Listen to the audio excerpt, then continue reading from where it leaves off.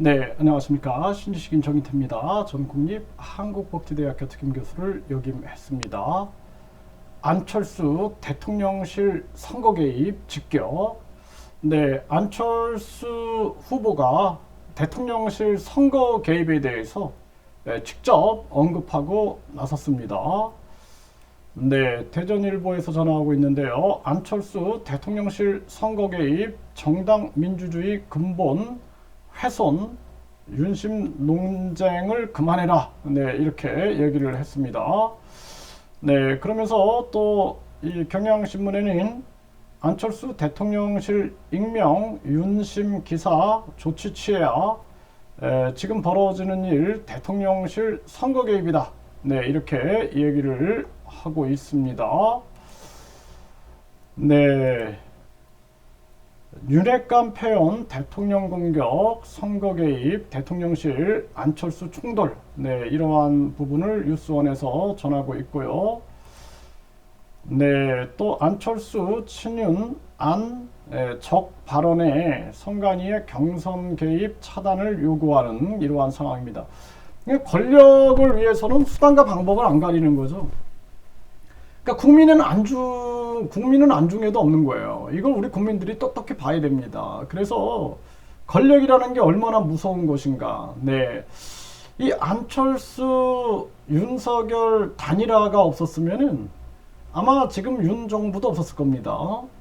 그러면은 윤 정부가 윤석열, 안철수 연합해가지고 국민의 뜻을 받드는 국민을 위한 정치를 하는 모습을 보여줘야 되는데 이게 아니라 완전히 그냥 권력을 위해서는 수단과 방법을 안 거리는 상황으로 우리나라가 가고 있는 거예요, 지금. 이게 심각한 문제가 아닐 수가 없어요. 그래서 대통령 권력을 국회의원들이 가져가려고 지금 분권형 대통령제 추진하고 있는 세력들, 또 지금 그 당내에서 권력 다툼, 이 권력 다툼이 지나친 거죠. 뭐 강신업 후보는 그 김건희 팬클럽 전 회장이죠. 안철수 후보를 검찰에 고발했다. 이러한 부분들. 또 계속해서 국힘 내에서 유승민, 나경원, 그리고 이준석 쳐내기 이러한 부분들이 진행됐던 부분들.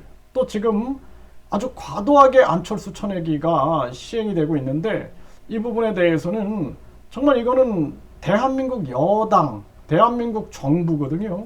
다 국민들 세금이 들어가고 있어요. 정당도 국민 세금이 정당 보조금, 선거 보조금, 선거 모전금으로 들어가고 있습니다. 국회의원들 특수활동비 다 국민 세금이에요. 그 국회의원들 사무실, 뭐 보좌관, 이거 다 국민 세금입니다. 이게 국민들에게 보여줘야 할 행위가 아니다. 저는 그렇게 생각을 하고요. 네, 그래서 지금 심지어는 조선일보, 동아일보까지도 이 안철수까지 쳐내는 여당의 조선 동아 막장 양상이다, 정상 아니야 이렇게 비판하고 있는 이러한 부분이에요. 그래서 지금 미디어 오늘에서 전하고 있는데요. 여기 보면은 이런 얘기가 나옵니다.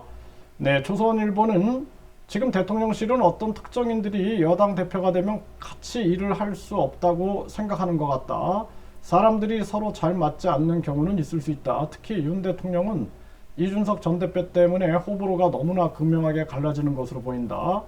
이해할 수 있는 측면도 있지만 대통령과 당대표처럼 서열이 분명한 경우에는 대통령이 하기에 따라서 원만하게 사이를 조정하고 협의해 갈 수 있다. 그게 지도자급의 정치력일 것이다 라고 조언을 했어요. 조선일보는 대통령실은 앞으로 당대표 경선까지 매사에 나서서 안 의원을 공격하고 비난할 것으로 보인다. 안 의원이 결국 반격에 나서면 심각한 사태까지 벌어질 가능성이 있다. 이렇게 해서 대통령실이 원하는 사람을 당대표로 만들었다고 해도 그것이 국민 눈에 어떻게 비칠지는 쉽게 짐작할 수 있다며 국민이 윤 정부가 미흡해도 지지하고 있지만 대통령실이 하는 거친 정치가 계속되면 인내가 바닥을 드러낼 수 있다. 대통령실은 경선 개입을 자제하고 후보들도 윤심 논란을 접어야 된다. 이렇게 얘기를 하고 있어요.